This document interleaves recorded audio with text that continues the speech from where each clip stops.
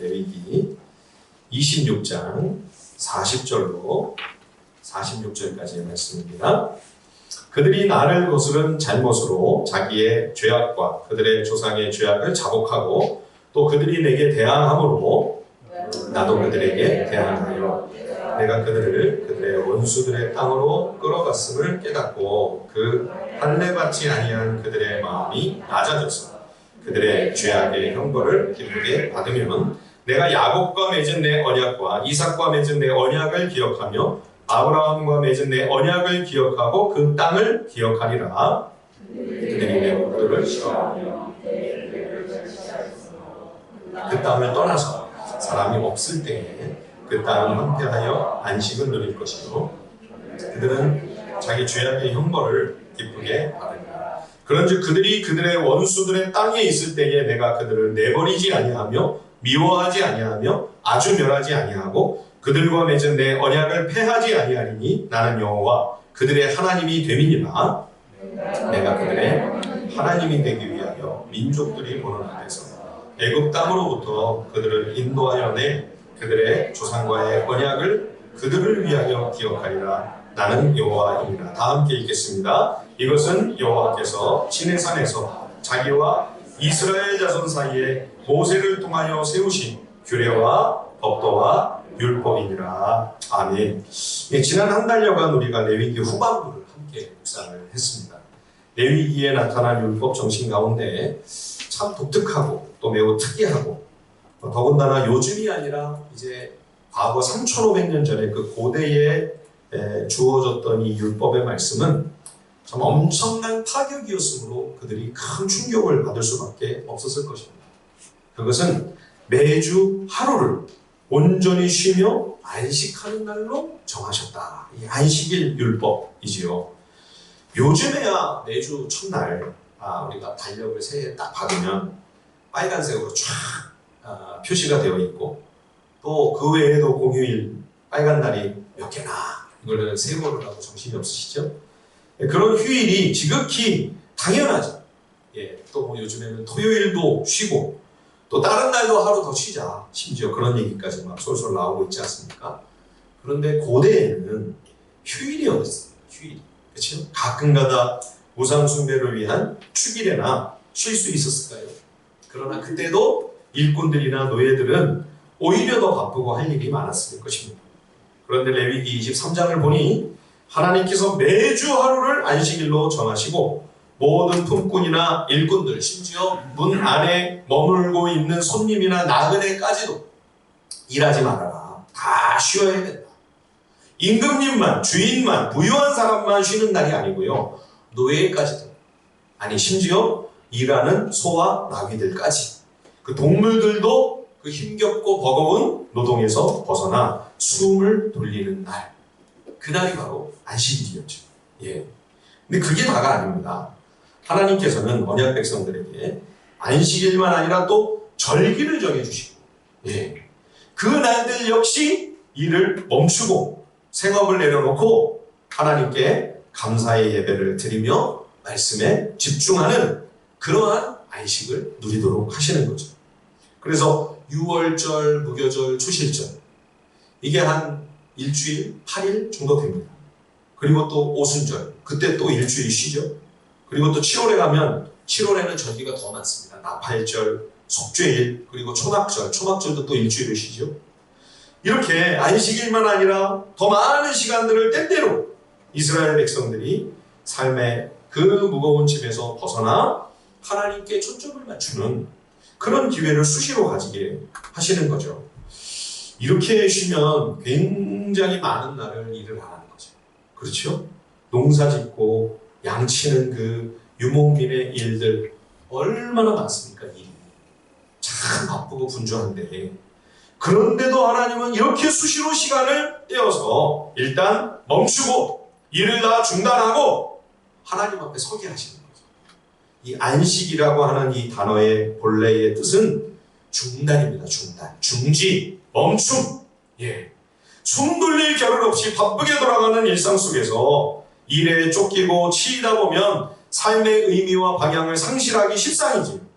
하나님께서는 주의 언약 백성으로서의 정체성을 우리가 잃지 않고 삶의 올바른 방향성을 놓치지 않도록 하나님께서 정해두신 이 시간들 가운데 모든 것을 일단 중단, 우선 멈춤하고 다 내려놓고 나서 하나님께만 오롯이 집중하는 그런 안식일과 절기를 제정하신 것입니다. 간혹 우리가 관현악단 연주를 듣기 위해 이제 공연장에 가면 시작하기 전에 온갖 악기들이 제가 소리를 내요. 연습하느라. 예. 저마다 각자 소리를 내니까 함께 이게 어우러져 나오는 소리가 아니기 때문에 소음이 뭐 이런 소음이 없죠. 예. 그런데 이제 연주 시작 전에 악장이 이제 키를 하나 딱 짚어주잖아요. 그 한 음에 모든 악기, 관악기, 현악기 다 있는데 전부 한 음에 쫙 맞춰서 튜닝을 합니다. 예. 그렇게 조율을 하고 난 다음에 이제 연주가 시작이 되면 그 시끄러운 소음을 내던 악기들이 언제 그랬냐는 듯 아름다운 그 하모니로 웅장하고 멋진 연주를 감명 깊게 들려주는 거죠. 현악기 경우는 뭐 수시로 튜닝을 합니다. 한 곡을 좀 길게 연주를 하고 악장 하나 끝나고 그 다음 악장 들어가기 전에 또 다시 조율을 하죠. 그리고 또 새로운 곡을 시작을 합니다. 조율이 안 된 연주, 음악이 아니죠. 소음이죠. 예. 우리 인생도 수시로 영적인 조율이 필요합니다. 이렇게 하나님께서 안식일 뿐만 아니라 절기의 시간들조차 자주 수시로 우리가 멈추도록 하신 이유는 영적인 조율이 필요하기 때문이죠. 전적으로 타락하고 부패한 죄인인 내 마음이 이 세상의 헛된 욕망을 나도 모르게 쫓아갈 위험성이 너무나 크기 때문에 순간순간 수시로 시시때때로 멈춰서서 지금 내가 올바른 길을 제대로 가고 있는가, 혹시 길을 잃고 엉뚱한 방향으로 가고 있는 것은 아닌가 돌아보게 하시는 거죠. 날마다 우리가 큐티를 통하여 말씀을 묵상하는 것은 여러분 하나님과의 영적 조율의 시간입니다. 예. 운동회에서 2인 삼각 경기를 해보신 경험이 있으시죠? 예. 아무리 달리기를 잘하는, 뭐 나는 육상 선수 출신이었다. 그래도 2인 삼각은 다. 오히려 옆 사람과 보조를 안 맞추고 나는 좀 날렵하고 빠르다고 그래가지고 나는 선수 출신이라고. 그래서 혼자서 조급한 마음으로 하다가는 이제 넘어지면 그냥 뭐 등수에서 그냥 이기는 거죠. 예. 2인 삼각을 잘하는 것은 속도랑 아무 상관이 없어요. 다시. 그렇죠? 호흡을 잘 맞추는 거. 예. 여러분, 신앙은 혼자서 막 내달리는 것이 아닙니다. 신앙의 길은 2인 삼각입니다. 우리가 히브리서에서 얼마 전에 에녹의 신앙을 묵상하지 않았습니까? 그가 하나님을 기쁘시게 한 이유는 딱 하나였습니다. 에녹이 무슨 엘리야처럼 많은 공적을 세웠습니까? 놀랍고 대단한 일을 하고 무슨 나라를 구했습니까? 아니요. 그가 한 일이 아무것도 없어요. 성경에 보면 그에 관한 기록이 그냥 평범하고 사소한 우리와 동일한 시시콜콜한 일상을 보잘것없는 추리하고 남루한 인생을 살아갔을 따름입니다. 그런데 그가 300년 동안 하나님을 기쁘시게 했대요. 어떻게 해요? 성경에 나와 있는 창세기의 기록은 그냥 딱 한 줄입니다. 그가 하나님과 함께 걸었다. 하나님과 함께 걸었다. 예. 그러면 어떻게 에녹은 그렇게 하나님과 동행을 잘했을까요? 오늘 레위기의 말씀에 비춰서 본다면 하나님과 2인 삼각을 잘하고 보조를 잘 맞추고 수시로 조율을 잘하고 그저 내 욕심에 사로잡혀 조급한 마음으로 나 혼자 달려간 것이 아니라 하나님께서 멈춰서게 하실 때 멈춰서 수시로 속도를 조절하고 하나님과 마음을 조율하고 그분의 방향과 그분의 속도에 맞춰서 하나님과 2인 삼각을 잘한 에녹, 그가 하나님 가장 기쁘시게 되는 거죠. 예, 사랑하는 성도 여러분, 진리의 말씀 앞에 수시로 멈춰 서십시오. 빨리 가는 게 중요한 게 아니에요. 남들보다도 먼저 가는 게 중요한 게 아니에요. 방향이 틀리면 여러분 무슨 소용이 있습니까? 속도보다 중요한 게 방향이죠. 그렇죠? 일상 속에서 잠시라도 짬을 내셔서 말씀 앞에 묵상의 시간을 가지는 것을 연습하셔야 됩니다. 그리고 그런 습관을 지속하십시오. 수시로 안식의 시간을 확보하셔야 됩니다. 헛된 것에 여러분 귀한 시간 낭비하지 마십시오. 참 안식을 주지 못하는 허망한 일에 소중한 시간을 허비하지 마십시오. 하나님과 영적 조율을 통하여 진정한 안식을 누리는 그런 은혜를 놓치지 않으시기를 간절히 바랍니다. 자, 그런데 여러분, 이렇게 멈춰야 되는 시간이 안식일과 절기가 전부가 아닙니다. 그것만 해도 꽤 많은 시간인 것 같은데, 매주 안식일, 1년에도 수차례의 절기를 명하신 주님은 이제 레위기 25장에 가면 또 거기다 덧붙여 안식년과 희년을 명령하십니다. 예, 이 6년 동안 이제 쭉 농사를 지으면서 유목을 하면서 살다가 7년째 되는 해는 이때는 안식년이에요. 1년 동안 한 해를 전혀 농사 안 짓고 아예 통째로 한 해를 쉬는 겁니다. 예. 그리고 이제 49년째도 안식년이잖아요. 그리고 그 안식년 다음에 50년째 되는 해는 한 해를 또 쉽니다. 예. 그래서 이 50년째 되는 해는 희년. 예. 7년마다 돌아오는 안식년은 모든 농사와 노동을 쉬는 것뿐만 아니라 내게 빚을 졌던 사람이 있으면 그 부채를 전부 탕감을 해줍니다. 아무리 애쓰고 애써도 도저히 6년 동안 빚을 도무지 다 못 갚았다. 그러면 7년째 되는 이 안식년에 나머지를 다 탕감을 해주는 거예요. 영원으로 만들어주는 거예요. 예, 빚에서 부채로부터 자유를 얻도록. 그죠? 안식일에 노예도 쉬라고 하셨고 심지어 일부려 먹는 동물들조차 다 쉬게 하시지 않습니까? 근데 이 7년째 이 안식년은 땅을, 토지를 쉬게 해주는 겁니다. 예. 고대에 허락하신 이 안식일 율법이, 안식일 제도가 오늘날 이렇게 달력의 일주일의 하루는 빨간색으로 쫙 칠해서 나옵니다. 이 휴일의 출발점, 시초가 된 것처럼 땅을 한 해 쉬게 하는 이 안식년 율법은 오늘날 국립공원에서 이제 많은 사람들이 등산로를 찾는데 거기를 폐쇄를 해서 한 해 동안은 이 산으로 하여금 등산객들로부터 쉬게 해줘. 국립공원 휴식년 제도가 있죠, 그죠? 그 제도의 원조입니다. 하나님은 당시 고대 사회에 보잘것없는 물건보다 못하게 여겨졌던 노예 한 사람에게도 깊은 자비와 긍휼을 베푸십니다. 고대 시대의 노예의 가격이 나귀 한 마리보다 더 쌌다고 그러잖아요. 예, 노예 한 사람보다 나귀 값이 더 비싼 거예요. 그런 노예를 하나님이 깊이 배려하셔서 그가 숨 돌릴 틈을 없도록. 아니, 동물들의 생명도, 그죠? 예. 뿐만 아니라 산과 땅과 하천과 우리를 둘러싸고 있는 모든 환경까지 깊이 배려하시는 하나님의 마음을 이 안식년을 통해 우리가 느끼게 됩니다. 이 모든 환경이, 이 생명이 건강하게 유지될 때 그 가운데 살아가는 우리들도 역시 평강을 누리며 평안한 가운데 살아갈 수 있기 때문입니다. 그러면 여러분, 안식년에 농사를 안 지으면 그 한 해는 뭘 먹고 살죠? 안식년 한 해만 문제가 아닙니다. 다음에 이제 파종을 하잖아요. 그러면 씨 뿌리면 바로 곡식이나 열매를 얻는 게 아니잖아요. 추수할 때까지 뭘 먹어요, 그러면? 예. 이게 지금 안식년과 그 다음에까지 걱정이 되는 심각한 문제죠. 더군다나 이제 희년까지 겹치죠. 안식년 쉬죠. 희년 쉬죠. 그 다음에 파종하면 이제 수수할 때까지 또 먹을 게 없잖아요. 예. 그래서 하나님은 안식년 전에 갑절의 풍성한 열매와 소출과 풍년을 허락하심으로 안식년과 그 다음에 추수할 때까지 먹을 것을 충분히 공급해 주시겠다. 희년 때도 마찬가지입니다. 예.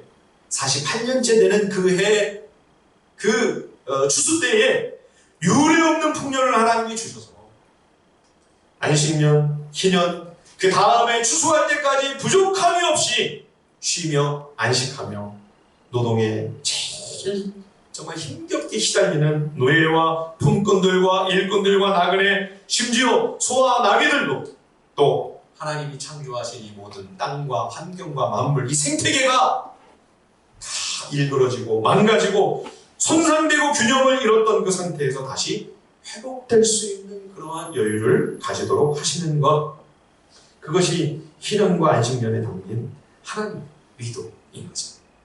우리 레위기 25장 한번 같이 한번 읽어보겠습니다. 레위기 25장 20절과 21절을 같이 한번 읽어볼까요?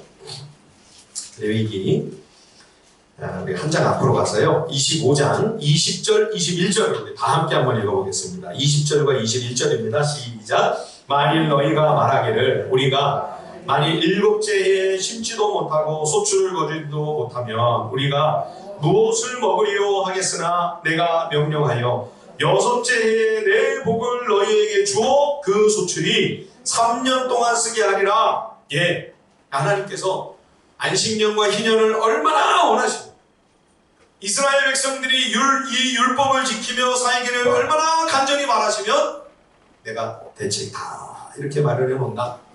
걱정하지 말고 안식년을 지켜라. 희년까지 잘 지켜라. 예. 그러니까 하나님께서 우리에게 말씀하실 때는 그냥 아무 무슨 대책이 없이 그냥 주먹국으로 그냥 막무가내로 무대뽀로 막 몰아붙이시는 게 아니에요. 하나님은 대안과 대책을 방안을 다 마련해 놓으시고 우리에게 우리의 복과 유익을 위하여 명령하시는 거죠. 그러니까 안심하고 하나님을 신뢰함으로 우리는 말씀에 순종할 수가 있는 거예요. 테니스를 오래 치신 분이 계세요. 그런 말씀을 하시는 것을 제가 들었습니다. 이분은 아마추어지만 대회에서 우승도 한 경력이 있고요. 구력도 구력이지만 정말 실력이 있는 분입니다. 뭐라고 얘기를 해주시냐면 목사님 운동을 꼭 많이 한다고 오래 한다고 해서 꼭 실력이 느는 것은 아닙니다. 예. 그러면은 운동을 많이 하고 오래 하면 뭐가 늡니까? 그랬더니 대개는 실력이 느는 게 아니라 요령이 는대요. 요령이. 예. 경기를 많이 하다 보면 요거를 어떻게 해야 이길 수 있는지 꾀가 생기는 거죠. 요령이 터득이 되는 겁니다. 그래서 이제 그런 분하고 경기를 하면 요령이 많으니까 웬만해서는 구력이 있는 분들은 이기기가 어려운 거죠. 근데 그렇게 아무리 요령을 터득을 하고 구력이 오래됐어도 진짜 실력 있는 사람을 만나서 경기를 하면 요령이 실력 앞에 맥을 못 추다. 예, 그 경기를 이길 수도 없거니와 혹시 내가 실력이 좀 괜찮은 맨날 이기니까 그죠? 내가 테니스를 꽤 잘 치는 모양이구나. 실력이 좀 있네 라고 생각을 했는데 진짜 실력자를 만나면 이게 다 요령이었구나. 실력이 아니고 이걸 깨닫게 된다는 거죠. 제가 그 이야기를 들으면서 신앙도 그와 같지 않을까 그런 생각이 제가 들었습니다. 우리가 신앙생활을 한 시간이 많다고 해서 교회 오래 다녔다고 해서 꼭 믿음이 실력이 있으리라고 보장할 수는 없지. 그치? 혹시 그냥 그때그때 요령만 들어서 상황만 잘 보면 하는 그런 수준에 우리가 머물러 있을 수도 있는 것이죠. 그렇다면 여러분 요령이 아닌 진짜 실력 있는 믿음은 어떤 것일까요? 실력이라는 것은 흉내만 내는 것이 아니라 진짜 내 것이 된 것을 이야기하는 거잖아요. 이렇게 하나님께서 안식년을 지켜라, 희년을 지켜라, 내가 다 대비책은 내가 다 강구해 놓으마 라고 말씀하셨다면 그 하나님을 믿고 신뢰함으로 그 말씀을 우리가 실천하고 실행에 옮겨야 하는 거죠. 여러분 우리의 믿음의 실력은 오직 말씀을 순종하는 것으로만 자라게 됩니다. 다른 방법이 없습니다. 세상에서도 여러분 여행 없죠. 영어 3개월 완성 이런 거에 속으시는 분 없죠 아직도? 절대 그런 거는 존재하지 않습니다. 이 땅에. 그것은 창조의 원리입니다. 하나님의 원칙입니다. 대가를 지불해야만 우리는 귀한 것을 얻을 수 있습니다. 정말 소중한 것을 우리가 얻기를 원한다면 희생이 없이 대가 지불이 없이 되는 것이 무엇이 있습니까? 그래서 우리는 정말 소중하고 가치 있는 일일수록 기꺼이 대가를 지불하는 거죠. 희생도 우리가 치르는 거죠. 감수하는 거죠. 여러분 우리가 말씀을 순종함으로 손해가 될 수가 있습니다. 혹시 어떤 것을 귀중한 것을 잃을 수도 있습니다. 그러한 손해와 희생이 혹시 예상될지라도 그러나 나를 사랑하시는 하나님께서 나를 나보다 더 아끼시니 나에게 가장 복되고 유익한 그 길로 나를 이끄시기 위해 하나님께서 말씀하신 명령이 아닌가. 우리가 그걸 믿고 순종하는 거죠. 그럴 때 비로소 우리는 살아계신 하나님의 역사를 경험하게 됩니다. 어떤 식으로든지. 예. 꼭 반드시 손해를 갚아주시고 그렇게 하시는 건 아니에요. 그냥 손해보고 끝날 수도 있어요. 굉장히 막대한 손실을 우리가 입을 수도 있어요. 어떤 장로님이 그런 얘기를 하셨어요. 사업을 하면서 많은 이 불신앙적인 불법적인 이 불이한 유혹과 이 마음을 정말 흔들리게 만드는 그런 미혹들이 있는데 그래도 하나님 말씀대로 의롭고 정직하게 가면 엄청나게 손해를 봅니다. 그런데 그래도 그렇게 계속 말씀을 순종하면 결정적일 때 하나님께서 도우십니다. 그런 이야기를 하시더라고요. 네. 여러분, 우리가 하나님의 말씀을 순종하면 반드시 살아계신 하나님의 역사하심을 체험하게 돼요. 여러분, 우리가 말씀을 실천하고 실행에 옮기고 이 말씀을 내 삶의 현실에 적용함이 없이는 여러분, 말씀은 항상 그냥 말씀이고 나는 나예요. 하나님은 하나님이시고 나는 나대로 있는 거예요. 아무 변화가 일어날 수가 없어요. 그러나 우리가 말씀을 순종할 때 비로소 정말 하나님이 살아계시고 그 하나님이 정말 나를 사랑하시는구나, 나를 아끼시고 내게 복 주시는 하나님이시구나 하는 사실을 우리가 깊이 절감하게 되고, 그래서 그 다음에 하나님이 좀 더 차원 높은 어떤 부르심으로 우리를 이끄실지라도 우리가 거기에 응할 수가 있는 거예요. 왜요? 하나님을 경험했어요. 살아계신 하나님이 나를 버리지 않는다는 사실을 체험했기 때문에 하나님이 또 부르셔도 거기에 우리가 응할 수 있는 것이죠. 우리 하늘비전 식구들은 요령만 되지 않았으면 좋겠어요. 정말 믿음에 실력이 있는 사람들로 그렇게 성숙하기를 간절히 바랍니다. 안식년과 희년의 율법에는 하나님의 형상으로 지음받은 우리가 서로를 귀하고 소중하게 여기며 함께 평안을 누리고 주의 풍성한 은혜를 다 같이 누리며 살기를 간절히 바라시는 그 하나님의 마음이 철저히 배어 있습니다. 이런 율법이 없으면 전적으로 타락하고 부패한 탐욕스러운 이기적인 죄인인 우리는 끊임없이 무한정의 욕심을 추구합니다. 예, 그렇게 되면 어떻게 돼요? 이 지구를 마구잡이로 그냥 한없이 학대하고 개발하고 갈취하고 착취하고 그 결과 지금 이 기후변화의 무서운 부메랑이 우리를 쫓아오게 되는 거 아닙니다. 죽는 길입니다. 망하는 길. 다 함께. 예. 코로나는 우리에게 엄청난 시련이었지만 그러나 환경적인 차원으로 보면 자연의 어떤 경우에도 멈추는 방법을 알지 못하는 미련하고 어리석인 우리를 그렇게 해서라도 억지로 멈추게 하신 강제 안식년, 강제 휴식년이었는지도 모릅니다. 안식년에는 빚이 탕감이 되는데 이제 희년에는요, 빚 탕감은 물론 노예를 다 해방시켜서 다시 자유민의 신분을 회복시켜주고 심지어는 불가피한 이유와 사정 때문에 땅을 잃어버리고 하나님이 허락하신 기업을 혹시 다른 사람에게 넘겼을지라도 그거를 다시 원주인에게 되돌려 주게 하십니다. 그러므로 약속의 땅 가나안에서는요, 하나님의 형상으로 지음받은 인간을 자신의 욕구만을 무한적으로 충족시키기 위해 사람을 수단과 도구로 만드는 악행이 금지됩니다. 혹시 7년 동안은 어떻게 잘못해서 노예가 됐을지라도 7년째 되는 안식년에는 다시 원래의 그 자유민의 신분을 회복시켜주는 거예요. 그렇죠? 뿐만 아니라 오직 자기의 이익과 탐욕만을 위하여 연약한 이웃의 소유를 힘과 능력으로 다 빼앗아 홀로 독점하는 승자 독식의 문화가 원천적으로 발을 붙이지 못합니다. 이것은 우상숭배적 영성을 근간으로 하는 가나안 땅의 문화와는 정반대의 세계관이죠. 바알 우상을 섬기는 그 바알 영성은 승자가 다 독차지하는 것. 힘 있는 사람, 권력이 있는 사람, 땅을 다 빼앗아 소유하여 능력 없고 약한 백성들을 학대하고 착취하고 마음대로 지배합니다. 그것이 당연시 여겨집니다. 우상숭배적 탐욕의 영성은 한마디로 약육강식이죠. 오늘날 사회가 대단한 진보와 발전을 이룩했다고 합니다. 그런데 사람들은 여전히 살기가 힘들고 어렵다고 하죠. 예, 우리나라는 절대 빈곤의 시대를 지나왔습니다. 우리 어른들은요, 먹을 것이 없어 굶어 죽는 보릿고개를 겪었습니다. 우리 젊은이들은 상상이 안 되죠. 예. 그때 비하면 정말 풍요로워지고 정말 좋아졌죠. 예. 그런데도 왜 지금 이 시대의 청년들, 우리 사랑하는 자녀들, 다음 세대는 왜 좌절하고 절망한다고 이야기할까요? 발전을 하면 할수록 격차도 그만큼 더 커집니다. 예. 신분제도가 이미 다 철폐된 지 오래입니다.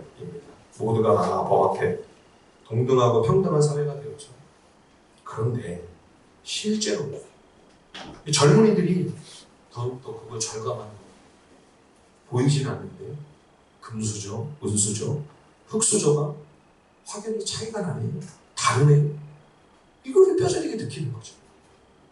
일찍이 하나님께서 그래서 이런 불행한 사태를 막을 수 있는 아주 좋은 대안을 제시하십니다. 그것은 바로 토지를 개인이 소유하지 못하게 하시고 땅을 공공재로 만들어 버리신 겁니다. 이것이 성경적 경제 원리, 하나님 나라 경세 사상의 핵심입니다. 같이 한번 읽어볼까요? 레위기 우리 25장 레위기 25장 23절 다 같이 한번 읽어보겠습니다. 레위기 25장 23절. 이런 말씀은 여러분 잘 암송을 안 하시죠? 근데 이 말씀을 좀 다 함께 좀 암송을 했으면 좋겠습니다. 레위기 25장 23절. 다 같이 한번 큰 목소리로 읽어보겠습니다. 25장 23절 시작. 토지를 영구히 팔지 말 것은 토지는 다 내 것임이니라. 너희는 거류민이요 동거하는 자로서 나와 함께 있나니라. 땅은 다 내 것이다. 토지는 하나님의 소유다. 예. 혹시 땅을 팔아 기업을 팔아 넘겼을지라도 50년째가 되면 다시 원주인에게 돌려 주어야 하기 때문에 이스라엘은 원칙적으로 토지의 완전한 소유권 등기 이전이 불가능합니다. 단지 넘겼을지라도 49년 동안만 최대 임대해서 사용하는 권리만 넘어가는 거죠. 예. 땅을 완전히 내 소유로 삼아서 자손들 만대로 후손들까지 물려줄 수 없습니다. 사실 모든 게 다 하나님 것이죠. 다 주님이 창조하셨는데 하나님 소유 아닌 게 어디 있습니까? 그럼에도 불구하고 율법에 굳이 이 땅만, 이 토지만큼은 하나님이 꼭 이거는 여호와의 소유다 이렇게 강조하신 이유가 무엇일까요? 그러지 않아도 다 하나님의 건데 왜 굳이 땅만, 토지만 이 땅과 토지를 소유하고 활용하는 이 부분이 인간 경제에 있어서 예나 가장 중요한 핵심입니다. 그리고 대한민국의 재벌들이 뭘 해서 그렇게 부자가 되고 돈을 많이 벌었을까요? 휴대폰을 팔아가지고 그렇게 대기업이 된 게 아니고요. 부동산을 사들여서 그 지대의 상승으로 가장 많은 재산을 증식했다고 하는 것. 이거를 모르는 분은 아마 안 계실 줄 알아요.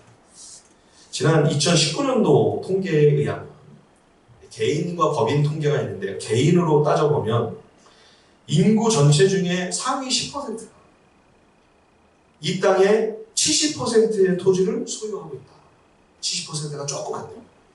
10%가 70%의 토지를 소유하고 있어요. 개인이에요. 법인으로 가면 더 심각해집니다.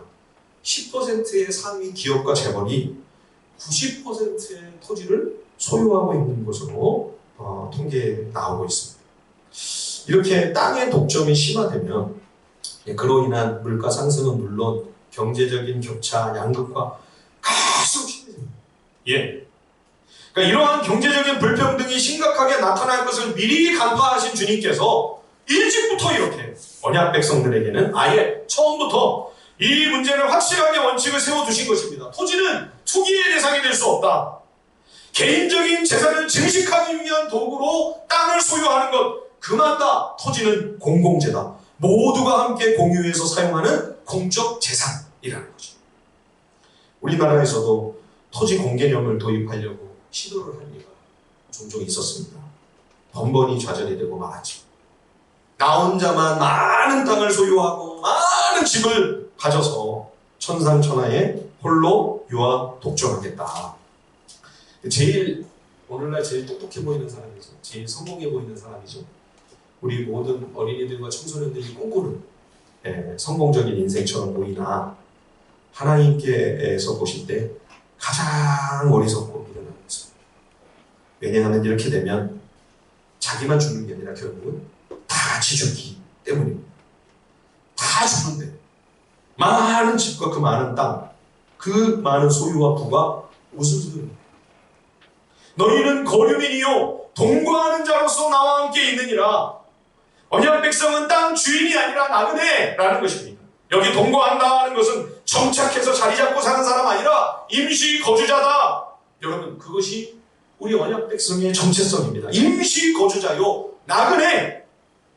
100년도 하는 인생, 안 되는 인생, 100년도 못 사는 인생, 잠깐 왔다가 지나가는 임시 거주자요 나그네다. 근데 여기서 무슨 그런 욕심을 그렇게 부리느냐? 그런데도 하나님의 백성들은 가나안 땅에 들어가 그 말씀과 자신들의 영적 정체성을 망각하고 바알 숭배자처럼 똑같이 탐욕으로 세상에서 홀로 부유한 자가 되기 위하여 이 율법의 정신을 무시하고, 그래서 하나님의 진노와 재앙을 불러들였죠. 이사야서 우리 같이 한번 찾아보겠습니다. 이사야 구약성경 우리 이사야 5장 한번 가서 보시겠습니다. 말씀을 한번 찾아서 같이 한번 읽어보십시오. 이사야 5장입니다. 구약성경 이사야 5장 7절, 8절, 9절을 같이 한번 읽어보실까요? 함께 이사야 5장 7절에서 9절까지 말씀입니다. 이사야 5장 7절, 8절, 9절 다 같이 큰 소리로 시작. 무릇 만군의 여호와의 포도원은 이스라엘 족속이요 그가 기뻐하시는 나무는 유다 사람이라. 그들에게 정의를 바라셨더니 도리어 포악이요 그들에게 공의를 바라셨더니 도리어 부르짖음이었더라. 가옥에 가옥을 이으며 전토에 전토를 더하여 빈틈이 없도록 하고 이 땅 가운데서 홀로 거주하려 하는 자들은 화 있을진저 만군의 여호와께서 내 귀에 말씀하시되 정령이 허다한 가옥이 황폐하리니 크고 아름다울지라도 거주할 자가 가옥에 가옥을 잇고 전토에 전토를 더하고 집이 있는데도 또 한 채, 또 한 채, 또 한 채 수백 채를 가진 그런 사람이 있다고 하잖아요. 또 땅이 있는데도 더 많은 땅, 더 많은 땅 혼자서 땅 따버리고 살라. 그렇죠? 그 끝없는 탐욕 때문에 북이스라엘이 망하고 유다 왕국이 패망했던 것입니다. 하나님께서 이것을 얼마나 악하게 여기십니까? 여러분, 이게 옛날 이야기 같습니까? 요즘 이 시대의 상황을 그대로 이야기해주는 말씀 같아 보이지 않습니까?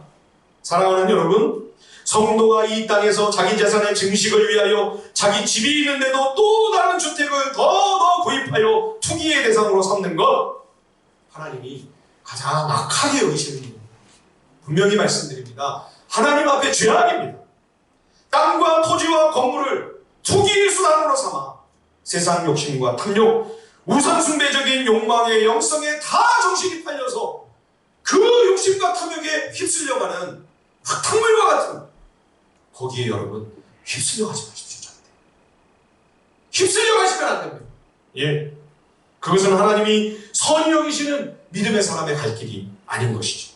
내게도 화가 되지만 나만 아니라 다 같이 죽자는 것, 함께 공멸하는 가장 미련하고 어리석은 선택이에요. 역사가 우리에게 분명히 증거해주고 있지 않습니까? 성경 진리가 우리에게 말씀해주고 있지 않습니까? 오늘 우리가 읽은 본문 레위기 26장은 결론적으로 가나안 땅에 들어가 살게 될 이스라엘 백성들에게 이제까지 당부하신 그 모든 율법의 정신을 이제 요약하여 대조해서 양갈래길로 제시하고 있는 그런 말씀입니다. 26장 1절에서 13절까지는 율법 정신을 따라 순종하는 삶을 살 때 하나님께서 얼마나 풍성한 은혜와 평강과 복을 내려주실 것인지, 그리고 이제 14절부터 39절까지는 반대로 이 율법 정신을 무시하고 우상숭배적인 탐욕과 악한 욕망의 영성을 따라 살아가게 될 때 어떤 두려운 하나님의 징계와 징벌이 임하게 될 것인가. 신명기랑 비슷하죠? 그죠? 축복과 저주의 두 갈래, 생명과 죽음의 길, 샬롬과 멸망의 길을 제시하시면서 과연 너희는 어느 길을 선택하겠는가? 가나안 땅에 들어가 너희는 어떤 모습으로 어떤 방식으로 살아갈 것인가? 오늘날 너희는 그 둘 중에 하나를 택해라. 도전하시는 말씀이죠. 그런데요, 레위기 26장 14절에서 39절까지의 말씀을 가만히 찬찬히 살펴보다 보면 하나님이 이스라엘 백성들이 가나안 땅에 들어갔을 때 어떤 쪽을 선택할지를 다 알고 계시는 것 같아요.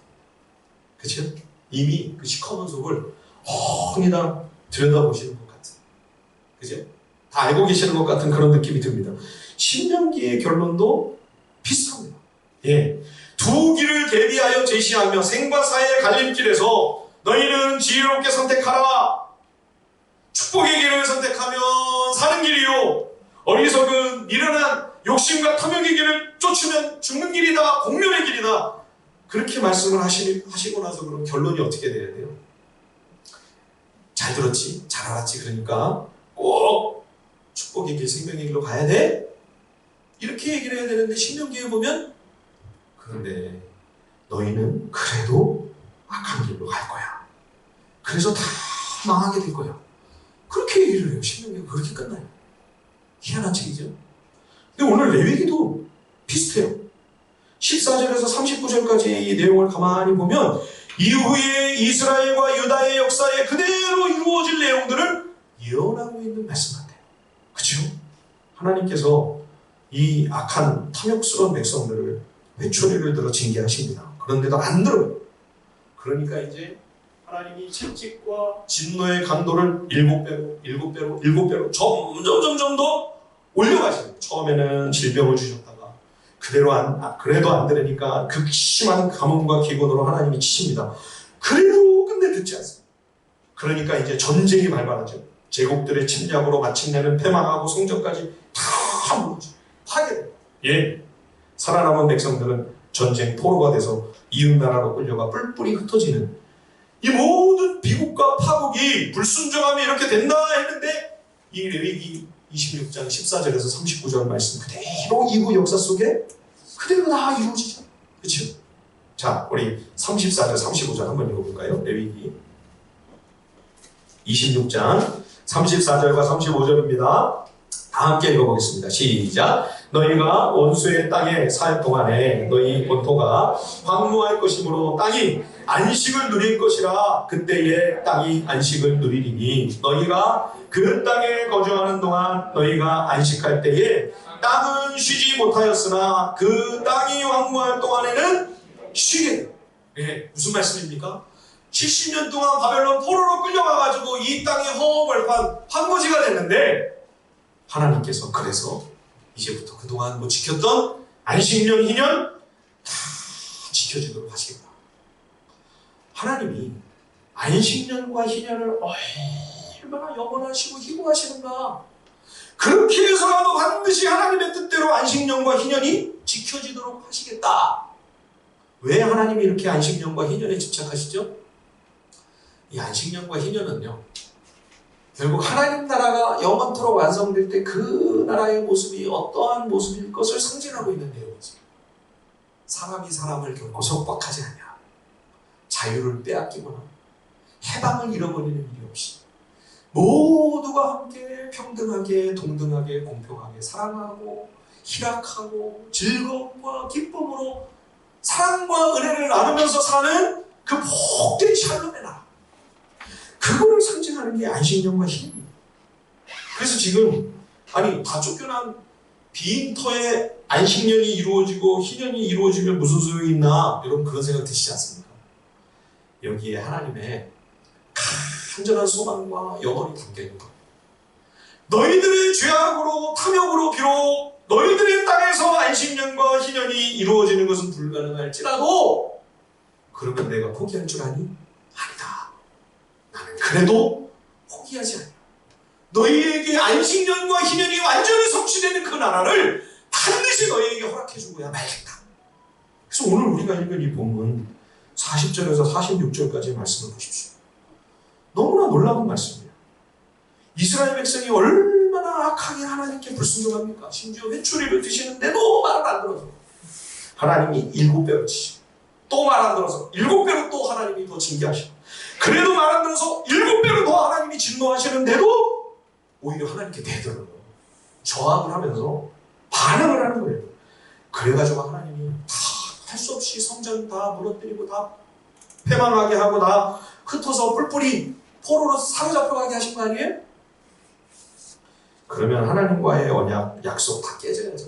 이제 하나님 버리시고 이스라엘은 없어지고 하나님과 언약 백성이 맺었던 그 모든 약속 다 폐하여지고, 아니에요. 근데 하나님께서 뭐라고 말씀하십니까? 너희가 사로잡혀간 그 먼 나라에서 혹시 잘못을 깨우치고 돌이키고 뉘우치고 마음을 바꾸고 하나님 앞에 회개하면 하나님께서 그 땅을 잊지 않으시고 그 약속을 기억하시고 아브라함과의 언약을 하나님께서 잊지 않으시고 그 언약을 폐하지 않으시고 결코 반드시 하나님의 약속을 이루어주시겠다. 그래서 이스라엘이 결국 다시 돌아오잖아요. 그 땅으로. 뿐만 아닙니다. 구약의 모든 예언과 약속대로 결국 구원자 메시아 예수 그리스도가 이 땅에 오시죠. 그 예수님이 당신의 공생애를 시작하시면서 고향 나사렛 회당에서 마치 당신의 사명선언과도 같은 말씀을 낭독하시죠. 우리 그 대목을 마지막으로 한번 읽고 오늘 말씀을 마치겠습니다. 누가복음 우리 신약성경으로 한번 가보겠습니다. 누가복음 4장 16절에서부터 19절까지의 말씀을 우리 다 함께 같이 한번 읽어보겠습니다. 신약성경 누가복음 4장 16절, 17절, 18절, 19절까지 누가복음 4장입니다. 16절로 19절까지 말씀 같이 한번 큰 목소리로 읽어보겠습니다. 시작. 예수께서 그 자라나신 곳 나사렛에 이르사 안식일에 늘 하시던 대로 회당에 들어가사 성경을 읽으려고 서심해 선지자 이사야의 글을 드리거늘 책을 펴서 이렇게 기록된 데를 찾으시니 곧 주의 성령이 내게 임하셨으니 이는 가난한 자에게 복음을 전하게 하시려고 내게 기름을 부으시고 나를 보내사 포로된 자에게 자유를 눈먼 자에게 다시 보게 함을 전파하며 눌린 자를 자유롭게 하고 주의 은혜의 해를 전파하게 하려 하심이라 하였더라. 예수님이 하필 이 이사야 61장 1, 2절을 읽으십니다. 여기 주의 은혜의 해, 이게 여러분 희망입니다. 주의 은혜의 해, 예수님이 이 땅에 왜 오셨습니까? 희년의 왕국, 하나님의 나라를 이루시기 위하여 이 땅에 오셨다는 것입니다. 예수님이 왜 십자가를 지시고 왜 부활을 하십니까?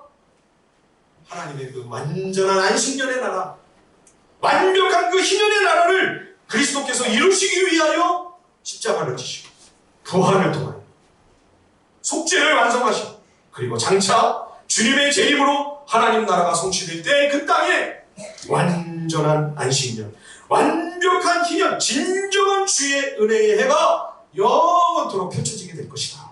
예. 그래서 주님이 승천하신 후에 오순절에 성령께서 초대교회에 강림하셨을 때 초대교회 공동체 안에 무슨 일이 벌어지죠?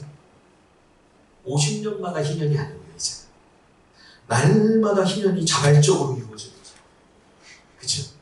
자기의 재산, 재물, 자기에게 절대적으로 필요한 것 외에는 다 가져와가지고 나누고 베풀고, 그치? 그런데 이러한 자발적인 희년도 역시 그림자의 모형에 불과합니다. 이제 장차 그리스도께서 오심으로 진정으로 완성될 그 하나님 나라, 완벽하게 성취될 그 하나님의 왕국에서 영원토록 진정한 안식년, 참된 희년이 그치지 아니하고 계속될 것을 미리 살짝 맛보기로 보여준 게 바로 초대교회의 모습이었던 거죠. 교회의 사명, 우리 그리스도인의 사명은 무엇이겠습니까?